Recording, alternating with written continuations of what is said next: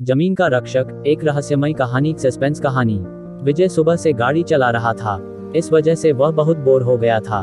गांव नजदीक आने की वजह से वह कहीं भी रुका नहीं। उसने सोचा कि घर जाकर ही आराम करूं। उसके गांव के ही बाजू में एक और गांव था। वह वहां से गुजर रहा था। उसने देखा कि वहां पर लोगों की भीड़ जमा थी। वहां पर किसी का तो जोर जोर से चिल्लाने का और ढोलक बजाने का आवाज आ रहा था। विजय शहरी इलाके में ही छोटे से बड़ा हुआ। आज वह पहली बार ही अपने गांव जा रहा था। उसकी गांव में जमीन थी। उसके पिता जिंदा थे तब तक उन्होंने विजय को वह जमीन बेचने नहीं दी, पर उनके बाद विजय ने वह जमीन होटल प्रोजेक्ट के लिए बेचने का निर्णय लिया। उसी काम से वह गांव जा रहा था। वह जिस गांव से जा रहा था उस गांव में से उसे ढोल बजने की आवाज आ रही थी। उस उत्सव की मशाल से रात भी प्रकाशित हो गई थी। वह ये सब पहली बार देख रहा था। जब विजय उसके गांव में पहुंचा तब उसने देखा कि उसका गांव भी बाकी गांव जैसा सजा हुआ था, पर वहां कोई भी उत्सव चालू नहीं था। उसने घर की देखभाल करने वाले भोला अंकल को पूछा कि इतनी सजावट किसके लिए है। तभी अंकल ने बताया कि कल गांव में भूत कोला होने वाला है, उसी की ही तैयारी है। अंकल उसे कुछ बताने वाले थे, पर विजय उनका कुछ भी सुनने के मूड में नहीं था। वह बहुत थक गया था, इसलिए वह सो गया। जब सुबह हो गई तब होटल प्रोजेक्ट के आदमी उसे मिलने के लिए उसके घर आए। विजय ने उनको उसकी जमीन दिखाई। डील फाइनल हो गई। शाम को वह अपनी प्रॉपर्टी पेपर पर साइन करने वाला था। तभी उसे ढोल ताशे और चिल्लाने की आवाज आने लगी। उसने खिड़की के बाहर देखा और वह सब नजदीक से देखना चाहता था, इसलिए वह पेपर घर पर ही छोड़कर सब देखने के लिए वहां पर गया। उसने देखा कि गांव के सब लोग उस जगह पर इकट्ठा हुए थे। जोर जोर से ढोल ताशे बज रहे थे। विजय भीड़ के पास गया और वह सब देखने लगा। उसने देखा कि एक इंसान रंग बिरंगी कपड़ों में हाथ में मशाल लेकर और अलग तरीके से नाच रहा था।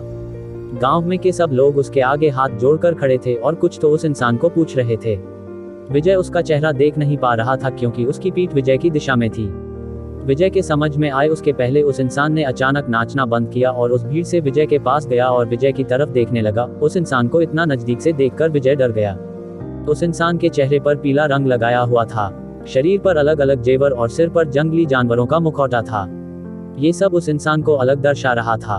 वह इंसान विजय को बहुत देर तक देखता रहा और अचानक वह विजय की तरफ देखकर जोर से चिल्लाया। उसकी आवाज सुनकर विजय डर गया। क्या करूं, उसे समझ नहीं आ रहा था। तभी वो इंसान जंगल की दिशा में भाग गया। उसके जाने के बाद गांव वाले विजय की तरफ आए। विजय को उनके चेहरे पर अलग ही डर दिखा। वह सब डरे हुए थे। सब लोग विजय को सावधान रहने को बोल रहे थे। उसके साथ कुछ तो महाभयंकर होने वाला था, पर विजय को ये सब गांव वालों की व्यर्थ बातें और अंधश्रद्धा लग रही थी। वह वहां से सीधे उसके घर गया। उसके पीछे पीछे उसके अंकल आए। वह बहुत डर गए थे। वह विजय को बोले, जो अभी तुम्हारे पर चिल्लाए वह पंजूरी भगवान थे, जो गांव के लोगों की और उनकी जमीन की रक्षा करते हैं और सभी विपत्तियों से लोगों की रक्षा करते हैं। वह हर साल भूत कोला में आकर गांव वालों की अड़चन को दूर करते हैं और उनके आने के आनंद से हम यह उत्सव मनाते हैं। अंकल विजय को बोले कि वह तुझ पर चिल्लाए, मतलब तुम जो जमीन होटल के लिए बेच रहे हो उसके विरोध में पंजूरी भगवान है। ये सब सुनकर विजय जोर जोर से हंसने लगा। अंकल विजय को समझा रहे थे कि तुम अगर पंजूरी भगवान के विरोध में जाकर यह जमीन बेची तो तुम्हारे जिंदगी को धोखा हो सकता है। अंकल का ये बोलना सुनकर विजय रूम में जाकर प्रॉपर्टी पेपर लेकर उन पेपर पर साइन करके सोने के लिए चला गया। विजय गहरी नींद में था। नींद में उसे एक आवाज सुनाई दी। वह आवाज वैसे ही थी जो उसने शाम को भूतकोला में सुनी थी, पर इस वक्त वह आवाज किसी के रोने की थी। विजय डर गया। वह उस आवाज का पीछा करने लगा, लेकिन उसे दूर दूर तक कोई नहीं दिख रहा था। उतने में हवा में से आग का एक भार विजय के पास आया और वह आग में से पंजूरी भगवान उसके सामने प्रकट हो गए और जोर से चिल्लाए। ये सब देखकर विजय पसीने से लोटपोट हो गया। वह भाग कर उसके गाड़ी में बैठा और वह गांव छोड़कर जाने लगा। वह जंगल के रास्ते से जा रहा था। तभी अचानक उसकी गाड़ी के आगे उसे कुछ दिखा। वह देखकर वह पूरी तरह सुन्न हो गया। उसकी गाड़ी के आगे सोने के दांतेदार और सोने का हार पहनने वाला एक जंगली सुअर उसके गाड़ी के आगे खड़ा था।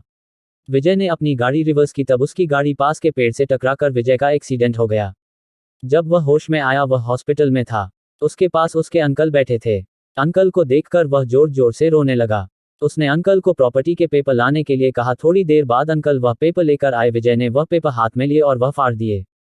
हॉस्पिटल में से वापस आने पर विजय ने पंजीरी भगवान से क्षमा मांगी और वापस शहर चला गया। उसने अब शपथ ली कि वह ये जमीन कभी किसी को नहीं बेचेगा।